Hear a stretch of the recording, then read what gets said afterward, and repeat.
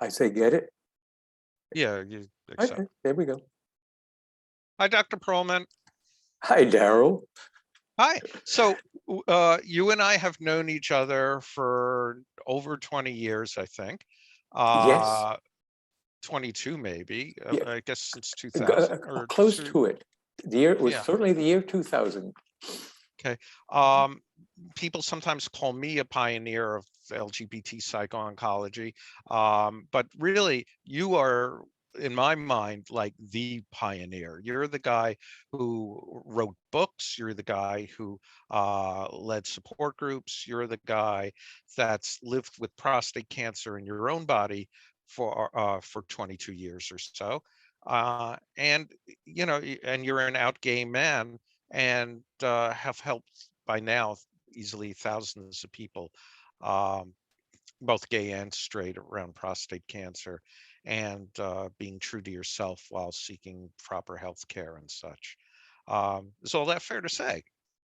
Well, I'm very touched by your saying all that, but I have to disagree with you. You are the pioneer. I followed you. I found you, and you started me on a path I had no idea I was going to be on, but I'm very grateful for having been on, and in some ways continue. You know, I belong to several organizations, and people know that I have edited this book with uh, Jack Drescher, and then a second book by myself, and written articles, as you mentioned, and and they know I'm gay, and I say, look, you know, but they come to me because I'm like the expert in quotes on prostate cancer in the organization, and so they say, you know, I've just been diagnosed, and this happened like not that long ago, and so I get to talk to them, but also I said, you know, well, I have this book out there, and it's mostly for gay men, but it's applicable to everybody, and they buy it and they read it, and it's a wonderful thing. So it's been a great and very strange journey for me, as I mentioned to you at another time. Maybe if I were diagnosed today with what we know today and what the attitudes are today, I might have chosen watchful waiting because I was a T1C. But I I don't regret what happened because I've had such a wonderful experience. I led this group of gay men with prostate cancer for almost 10 years. It was an extraordinary experience. I mean, it's like a love fest every week that we met. And I'm so happy to see that it continues and it's in good hands. Yeah, it's Go by ahead. far the longest running gay men support with cancer support group of any cancer I type. believe that is. I remember when I first was diagnosed in 2000 and looking for a gay doctor who treated prostate cancer, they were none to be found. Now, of course, there are many out. Uh, but I was referred to gay-friendly physicians. And I think it's because they lived in the village, they were considered gay-friendly. I don't know if that's true. Um, and I looked everywhere. I called the Gay Men's Health Crisis. I called the Gay Center. I called all over.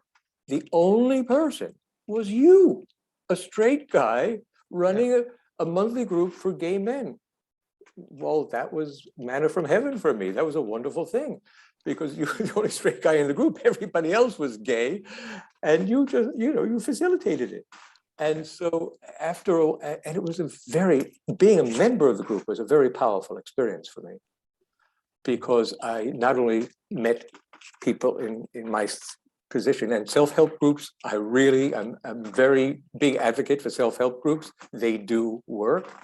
And we were very supportive of each other. And I remember I was considered young. I was 58 at the time. And I think under 60, you're like a young person in the medical world. So I didn't necessarily have to go for the gold standard, of a procedure. I had brachytherapy ultimately, and that's a whole other story. I'll get into another time perhaps. But when I was there, I remember being in tears. I mean, so many times about what was happening to me and the unknown and what was going on. And the men who at that time were older than me were so wonderful and so supportive. And I saw you, and you were exceedingly helpful as a consultant and a counselor to me during that very difficult time. But we survived it. We made it, and look, it's a miracle what's happened. And I feel very, very fortunate. And then, I think you and I talked about it. Wouldn't it be? I'm a psychologist. Wouldn't it be a cool thing for me with group therapy experience? Wouldn't it be cool for me to run the group as a gay man with prostate cancer, which is what I did, and it was great. Yeah. And here we Well, are. it certainly made sense to make that transition. I mean, I started the Malecare thing just as a local New York City group in Hmm. 1997, in November Right, of right, 97. The gay men's branch of it happened right. very quickly. But yeah, I'm a straight guy. I think I'm cool enough to have run that group, and I think, Hmm. as you validated and as hundreds of others have, it was run very well and appropriately. And I mean, people would say like Daryl's. It's not so much that Daryl's not gay; it's like he's not gay enough. And people, Well, you have a sensitivity, yeah, I mean, people Yeah. would say, and that was fun and that was Hmm. gold to me. But I don't have, I've never had sex with a man, and I've never wanted to. You don't know And what you're missing, but that's another I, story. it, indeed, and because I don't know what I'm missing, Hmm. it seemed like there was a dimension that was missing from the group that I could Hmm. not provide. Hmm. So I was hungry to find Yeah. someone more appropriate than me to take over. And I did go through, in my mind at least, not actually engaging, many gay social workers with Hmm. prostate cancer, at least one other psychologist, probably two or three others. None of them felt to me as capable or as empathic or warm or caring or as loving and as capable as you. And I think 10 years of your service proved that, you know. So good.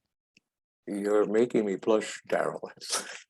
But Well, thank you. I appreciate Yeah. what you're saying very much. Yeah, and that's how it should be. And because of the stellar example Mhm. the group became, as just before COVID, we had 82 sites throughout the United States. I think You it's know, remarkable what you have created. It's just amazing and it's wonderful. And my hat's off to you because it's such an important service that you're providing.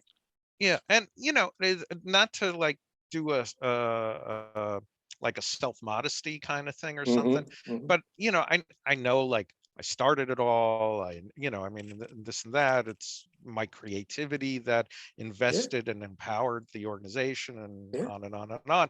But really, I mean, it's like, dozens of guys like you being one of the first, beyond me, that just made this thing grow, and the demand by hundreds and thousands and now tens of thousands of people around the world that benefit from the unique services that the organization Yeah. provides.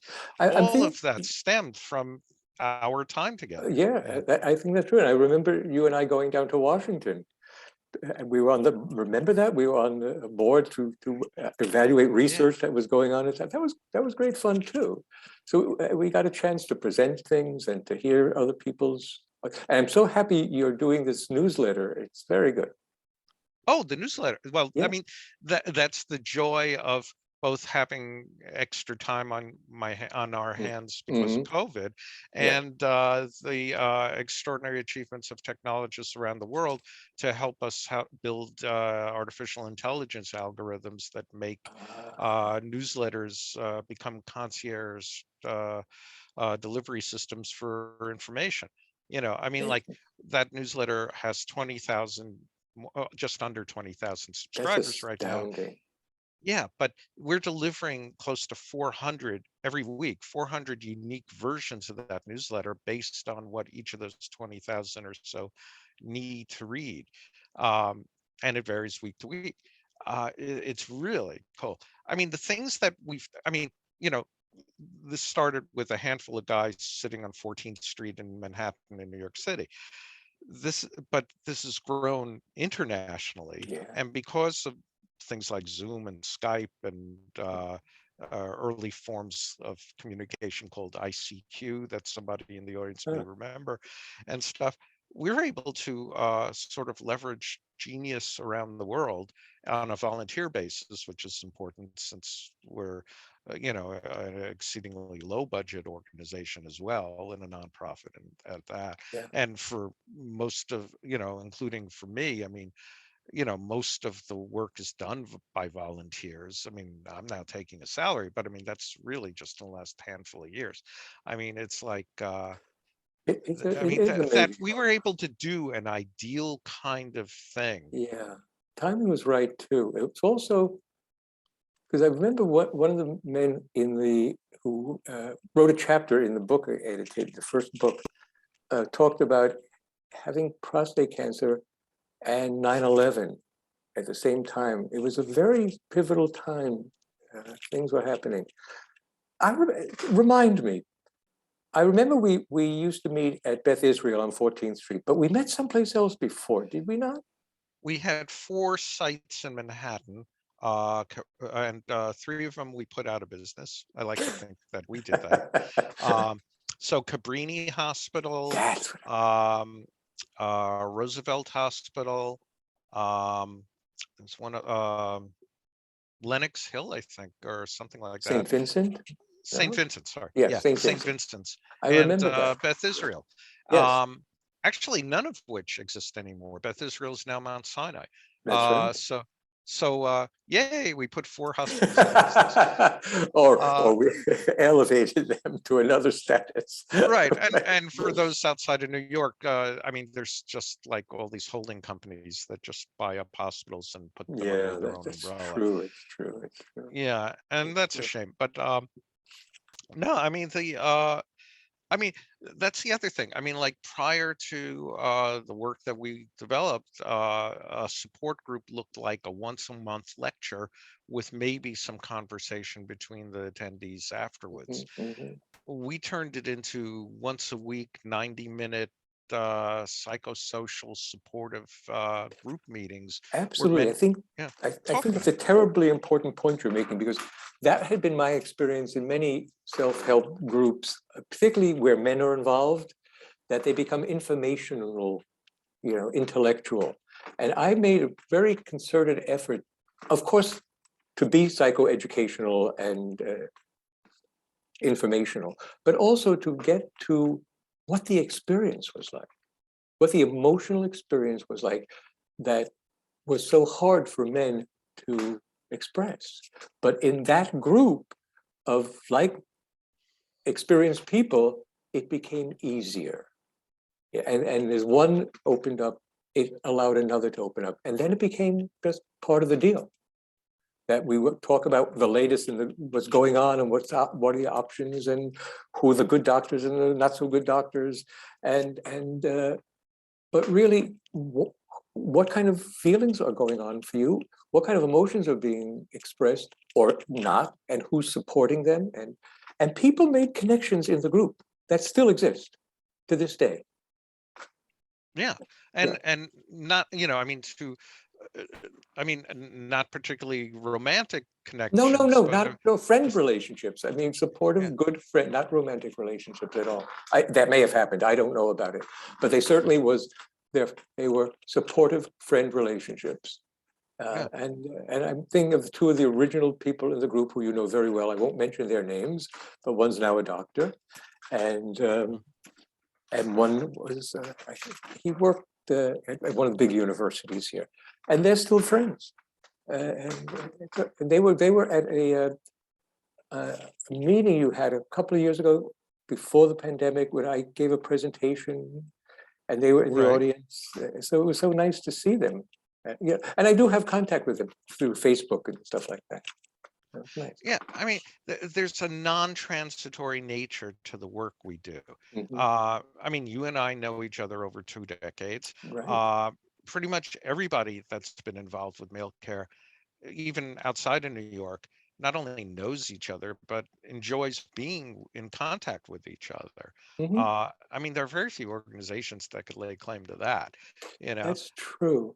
One of the things that's nice about mail care that doesn't exist from my experience in many organizations, every organization is political, but mail care seemed less political. It seemed more, as you say, voluntary, and people just chipping in business and not vying for power, as you see Yeah. in so many organizations. Yeah, Yeah. I mean, it's like, I mean, what you it's this, you're doing this because you get something in your heart, not in your wallet, that's you know, correct. That's and correct.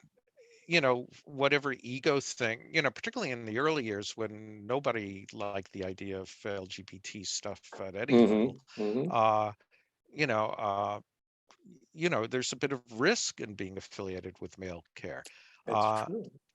I mean, I could tell you to this day, not in June, but in May, I had um, April and May, perhaps, two really vile threats.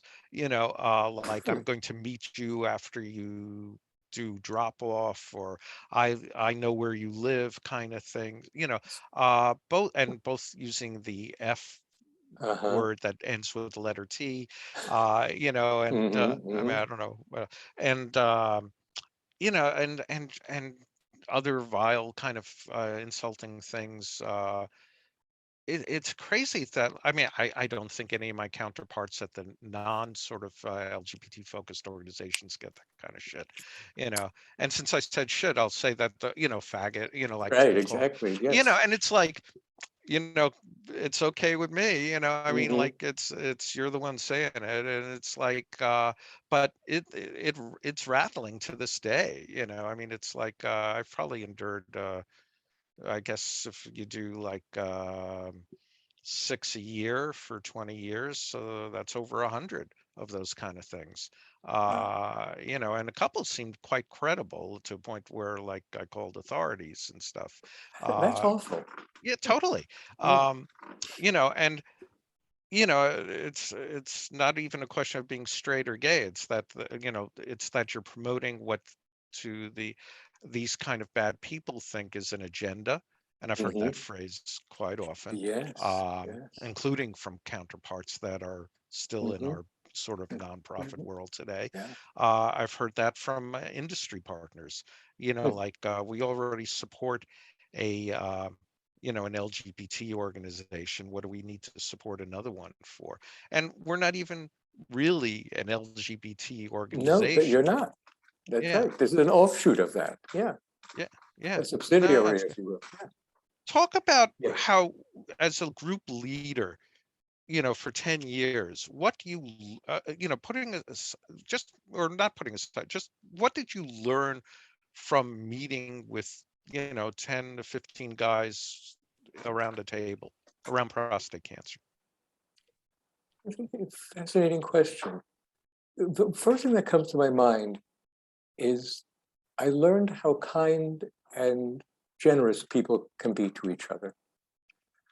Uh, there was such a, a camaraderie and a support in that group. And I learned the value of self help, as I said to you before, of people meeting together and sharing not only their information and what they learned, because some of our members were very uh, great advocates. They did all their research and they looked up this and they looked up that and they shared that with the group, but they also were able to share, as I've said several times now, their feelings about it.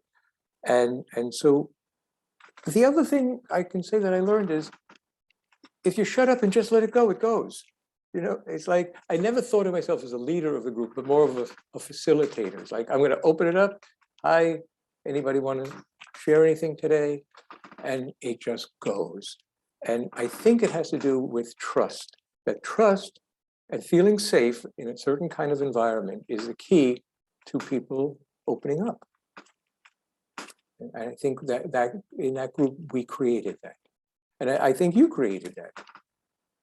You know, I, and you're an easygoing, you're kind of roll with the punches kind of guy, and people responded to that, and you weren't very authoritarian, and you sort of like, there's a kind of, well, let's see how it goes, yeah, kind of feel about you, and that works because it doesn't come off as pretentious or controlling, and so people felt safe and bounded and contained, and they were able to share their experiences. And by the way, not just about prostate cancer, because of course that led to other things about what's going on. How do their partners deal with their prostate cancer?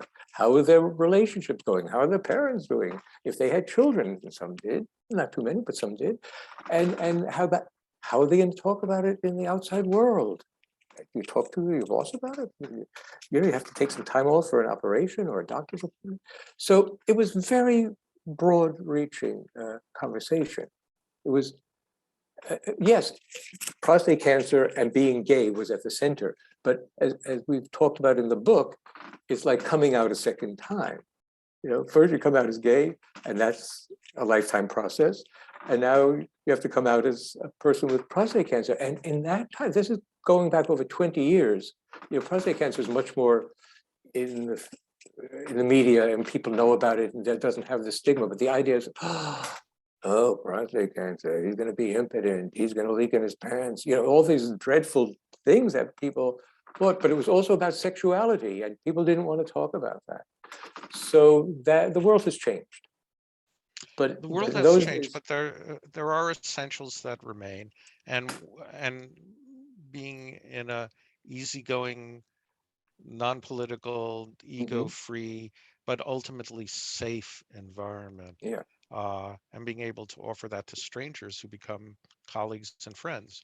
That's a yes, really beautiful thing.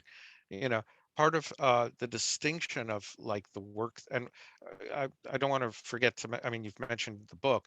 I mean, in 2005, you wrote you edited with Jack yeah, Drescher the first book mhm, ever on gay men and prostate cancer, which is still on Amazon, A Gay Man's Guide to Prostate Cancer. amen. And then you did a, And you have a like chapter a, in that book. I did. Yeah, That was the chapter where I wrote about the pain men feel when they lose ejaculate and ejaculate play.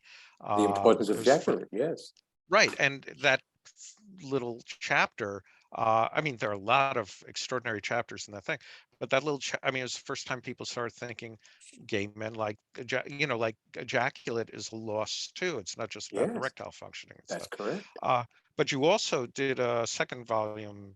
I don't know if it's a follow-up or a It second was part or basically a whatever. follow-up and more geared. The first one had sections of professional and experiential. The second followed that format, but it was more geared to the everyday guy, and not so professional. Uh, and unfortunately, I don't like the way it was marketed, and Yeah. not that I didn't have control over that, um, but that was unfortunate because it was a nice addition to what, and it had brought up to date some people where they had been and where they had come to, and that was an interesting sort of thing.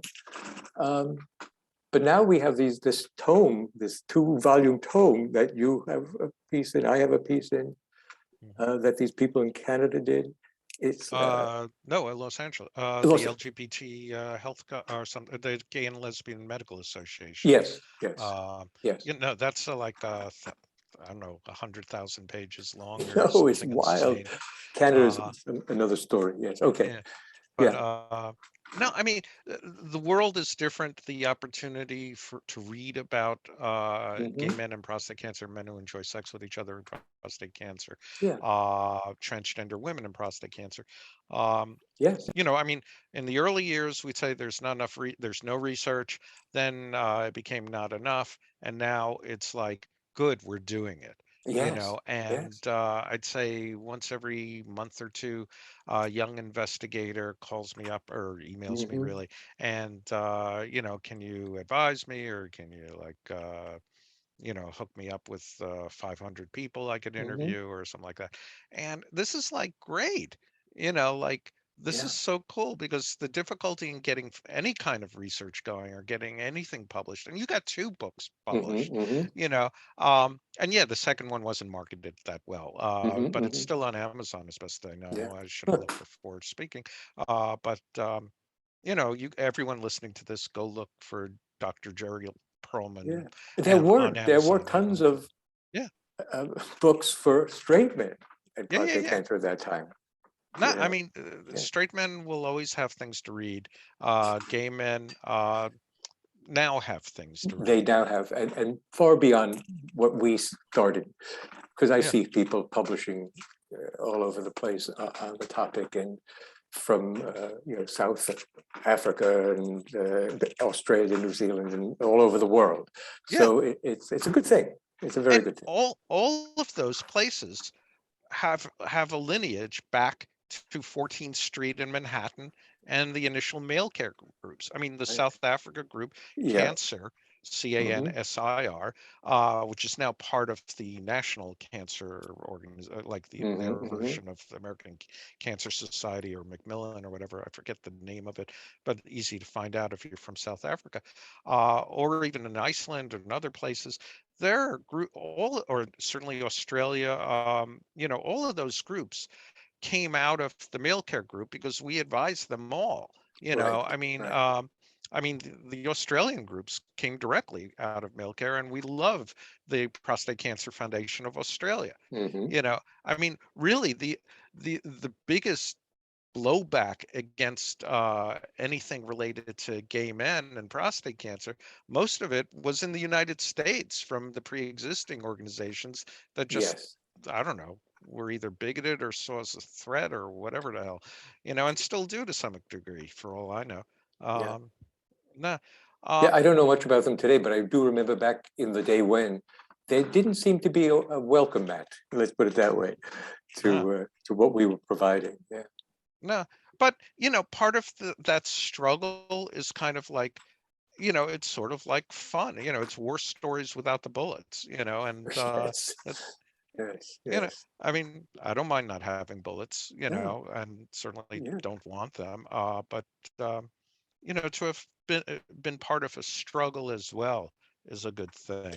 Yeah. T- Yeah. And you said it earlier in this interview. It's being there at the beginning and having it form. And the form is not always of our making. It sort of has its own life, and we follow the form. Uh, but it was thrilling to be there at the beginning and to start something new and exciting and very much needed. That's very powerful stuff. Yeah. I think many of the younger people listening to this, what younger people like 40-year-olds or whatever. I mean, all of this started pre-internet, or I don't know if you Well, could really that's say that, but certainly yeah, it pre-Zoom, pre this or that. it Yeah, totally pre-Zoom. I think it was yeah, even pre. I think it was flip phone time, maybe, but I don't even remember that. yeah. I mean, that we were able to expand Hmm. uh, beyond the technology's capacity to help us do that. Yeah, You know, basically with paper and stamps and licking that's stamps and correct. closing That's envelopes, correct. And phone calls and telephone calls on landlines and on such. landlines. I mean, it's not like the 1840s, but it's Exactly. the idea that there was demand for this validated almost everything that Yes, we yes. suffered through, It's, or justify or eased everything that we suffered through, I I think. think so too, because the fact that it has grown and all over the world is just testament to the need for it.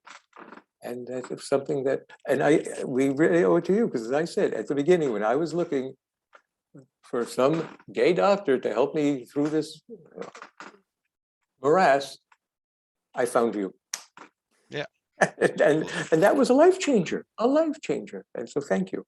Thank you. And it sort of goes with the joke, go looking for a gay doctor and you end up with a straight social worker. So there's that. I like Yeah. that. Very But good. the idea of well, actually, I mean, you know, part of the struggle was that I am indeed a straight, heterosexual, married with children, with a child. Yes, You know, like I mean, not a 1950s sitcom kind of life, but like you know, I've, I'm a straight man in America, right. and Straight white the man in resistance. America. Sorry, Straight what? white man in America. Oh, right, of course. I know white man, though a Jew, but Yeah, a yeah, white man. yeah. And and whatever privileges and all that. But the resistance from my gay counterparts, from the LGBT counterparts, not necessarily gay men, but that LGBT, other organizations were exceedingly resistant, even to this day in some cases, It's surprising. to, I mean, and it's like, there's where power starts playing into it, Yes, and that's ego, and politics. yeah, and that's just wrong, and shame Yes, on everyone who yeah, yeah, participates in yeah. that, because look at what we've done compared to what they've done. you Right. know Hmm. they, with their, let's call them they, and people could imagine, and since there Well, aren't that many. there's so many different kinds of organizations, hard to bring them all together. Right, But there right, was, I remember initial resistance, but I think that really because they were trying to own the area. yeah, And yeah, Soros is. yeah. And there wasn't even, like, like these days we talk about appropriation and cultural appropriation. There wasn't any of that conversation going on. You No. know, I mean, I don't even know if anyone was using the term at that time, but and there was a falsehood around that, since there was nothing appropriating. It was, you Hmm. know, but nah, it was a crazy time. But I'm glad we got through it.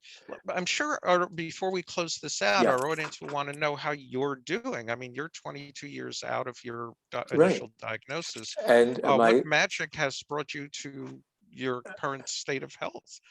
well, I don't know. I think I always like to joke that's gay genes, but you know, look, I feel very fortunate that I didn't. At the beginning, I had terrible, terrible consequences that were unknown to anybody that I write about in the book, from a numb penis to bleeding through my ass for a year. But then it all went away, and I was fine. I was fine. Do I get a full erection? No, but I'm also almost 80 years old, so I don't expect to get a full erection. Uh, is the ejaculation what it was? Barely, but I I don't know how to answer that question, other than my PSA has been non-detectable for all these years. I take my test regularly every 6 months, although at this point it seems sort of unnecessary, but I do it. And like so many other things, I just went on with my life. And that's all I can tell people. You get on with your life, and life hands you all kinds of challenges. And I've been very lucky in that way, that when I've been given physical challenges like a prostate cancer or cataracts or a heart attack, I've had a lot of shit in my life, but each of those life experiences has opened me up to something about myself and my relation to others in the world that I would not have known had I not had to stop and take a look at myself physically, as it also pertained to me psychologically. So that one of the things about prostate cancer I will share with you, that it opened up for me, and I say this to a lot of gay men out there, I learned the difference between sex and love. That just because you have sex doesn't mean you're being loved or loving. Yeah. And it may sound silly to say, but it was a very big revelation to me at the time, 22 years ago. And it's like, because I've been in a relationship now for what, 39 years? Can you believe that or not? And I used to think, well, if he doesn't want to have sex with me, does that mean he doesn't love me? Well, of course, I know now that that's not what it means. There are 1,000 reasons people don't want to have sex any particular time. But that I could think that way was wrong thinking. So when I had to deal with prostate cancer, And sex wasn't so readily available initially, although it was at the beginning, because when you have brachytherapy, you have a good 5 years before you have after effects from the radiation. But I learned that difference, and that's an important difference. And I want to share that with not only the gay world, but even straight men need to know that as well. Yeah, that's really a wonderful insight, and it comes from your experience, your Hmm. genuine Yeah, experience. Um, yeah, there's nothing more to be said around that. It's you know, love is a that's right. Right. oh, what's the right phrase? But you know these things better than I do. Love is many flavored ice cream sundae. I don't know. Love is Uh, a many splendored thing. very good. Thank you. Right. Very good. Now, Um, the young people will not understand what that means. I It's a don't great old. understand what it means. It's even before your time. There, it's a wonderful movie. But what does the phrase actually mean, though? It's a complicated and enriching experience. Yeah, Mhm. yeah, Yeah. right. One of our presenters is going to talk about how, or he and I discussed urologist Dr. Gaither, how we were talking about how when a man is presented with the options for prostate cancer therapies and treatments, they're going to talk about erections and this and that, and they're going to talk very mechanically, like erectile functional, urinary incontinence Right. and play in. There were two things that came out of Dr. Gaither's thing. One, that that no one ever talks about, rarely talks about the prostate equally to the penis, for Yes. gay men. Okay, Yes. but but apropos to love is a many splendored thing, no one really talks about all of that is irrelevant compared to enjoying your life, Yeah. Yeah. I mean, you that's know. true. Yeah. And go on. Now, I want to say, 'cause, now my mind is sort of like connecting to all so many dots. I was thinking, because you asked me earlier, what did I learn? I learned that there's so many ways of being in relationships. Not that I didn't know that intellectually, but to see it working out in the group with people, like the way different men handled the challenge of having had prostate cancer, but more the challenge of having had prostate cancer procedures. So, and I was just blown away. I give you a very interesting example. There was one fellow, a very handsome young man, who enjoyed sex a lot, but after his operation, he had urinary incontinence. So he joined a golden showers group and they loved him. And I thought, isn't that a wonderful adjustment to this, what could be a detriment? And Yeah, another fellow who you know very well, because he took over the group at some point, said, I never went anywhere without Viagra after my operation. He was prepared, and he told the men he was going to be with that this was the situation. I hope they could tolerate it. And if they couldn't, goodbye, I'll find another guy. And I was like blown away by these men. I mean, there were as many men as there were different ways of dealing with it. And they were all worked for them. yeah, That was great. no, no. I mean, Tim, well, let's close this with a couple of, I mean, you're bringing up uh, uh, uh, like many quotes from other people in my head. Yeah. One of Tim Cook from Apple Computer, the head of Apple Computer now. Hmm. He said like being gay was God's greatest gift to me. And I'm thinking from what you're saying, not only is being gay a great gift from God, but having prostate cancer, having basically a kick in the butt that we're mortal. So to speak. Yeah. Yeah. Yeah, Hmm. that's a gift. I mean, it doesn't come in a clean wrapper and it requires adaptability, but it People say that, and it's a very Judeo-Christian thought, that these life challenges are gifts. yeah, And they can be, but they also can not be. And Yeah. I think that is how the individual uses it, how the individual copes with it, adjusts to it, and furthers him or herself with it. Because sometimes it's just not a gift, it's just a burden. I mean, I think of people who live with chronic pain. Now, there are some people who can make lemonade out of lemons, but we're not all capable of doing that. And so I don't think it's always a gift, but it can be. It can be in the right situation, with the right people, the right time. And God knows what else goes into it. Well, what else goes into it? And you're right, of course. I mean, there are people who, for Mhm, whom, I mean, it would be wonderful if it was a gift, but it's mhm, not. mhm, And mhm. that's, but what else goes into it are men like yourself who have hearts and intellect and capacities and time to help others turn those burdens into gifts, or at least to understand For me, what it that was a burden gift. is about. Yes, Yeah. yeah. Yeah. It turned into Uh, that. Jerry, Dr. Yes. Perlman, thank you for being part of Malecare. Thank you for being my colleague and friend. Thank you for the extraordinary help you've genuinely and demonstrably given to at least thousands of men, both in New York City and worldwide, as a consequence of the direct contact you've had with them, the inspiration to other male care support group leaders that you've been, and your writings and contacts in all sorts of forms and manners. Uh, Basically, you've been a good man and still are, and will continue to be for until you're 120. So we're all grateful for that. Thank you very much, Darrell. I really appreciated this time with you. Good to see you. Okay, see you again soon. Bye bye.